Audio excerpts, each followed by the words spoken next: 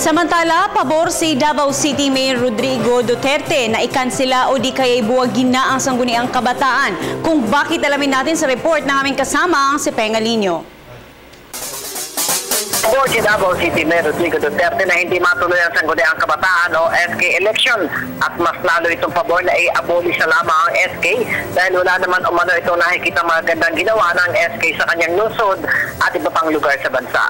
Una lang, pinagpaliban ng Commission on Elections o COMELEC ang pagsisimula ng election period ng SK mula ika-22 ng Enero sa ika-6 ng Pebrero kung saan sa ika-21 ng Pebrero sana ang eleksyon nito sa buong bansa at dahil sa pagpapaliban, maging ang gun ban ay nasuspindi rin sa loob ng 15 araw. Samantala, hindi rin pinabulan ni Duterte ang kanyang pagkahilang sa isang tribo ng Kagan na sana'y uupo bilang representante nito sa konseho ng Davao City dahil 3 taon na niya ito nakaupo noon bilang SK representative.